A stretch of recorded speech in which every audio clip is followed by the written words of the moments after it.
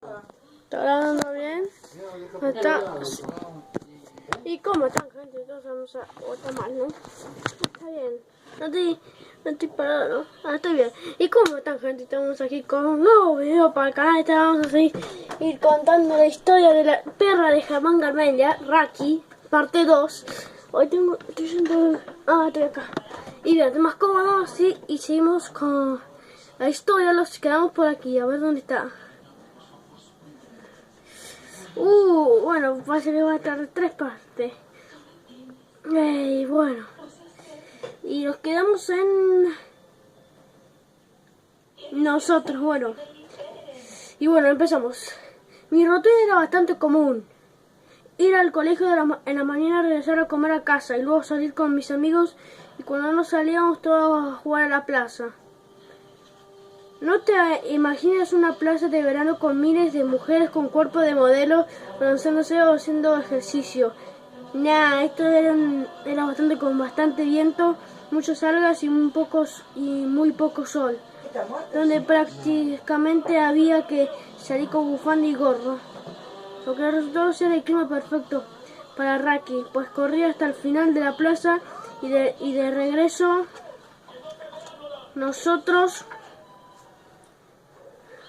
no teníamos otros perros también, así que entre todos hacían carreras y asustaban a la gente, jajaja. Luego de correr hasta más no poder, regresábamos caminando a casa lleno de arena para tomar té e ir a la cama.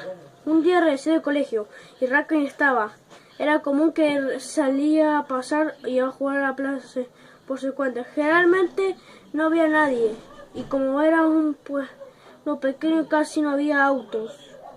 Nunca había ningún peligro, pero esa tarde Raki simplemente no volvió. Esperamos un día para ver si regresaba solo. Luego empezamos a salir por las tardes a ver si lo encontrábamos por la plaza o por el pueblo. Preguntamos por todos lados a los vecinos, en las tiendas, pero nada. Pasaron varios días y ya no hacíamos la idea de que no regresaríamos. Nos estábamos quedando sin lugar en donde buscar y de a poco perdíamos la esperanza. Semanas después me encontraba caminando por un lugar bastante alejado del pueblo. Era una zona costera, rocosa a 1 hora de mi casa aproximadamente. Un lugar en común para desconectarse un poco de todo. Solo había un par de pescadores y otra gaviota ahí perdido entre mis pensamientos y el sonido de las olas reventando contra la roca. Escuché un ladrido. Recuerdo que no era un ladrido de perro noval, era como así un grito de auxilio. Me detuve para concentrarme en un lugar donde venía el sonido, pero las olas y el viento hacían fuese difícil. Después de bastante rato dando vueltas y buscando detrás de cada roca, girándome solo por alguna ocasión, ladrillo, por fin lo encontré. Era Raki.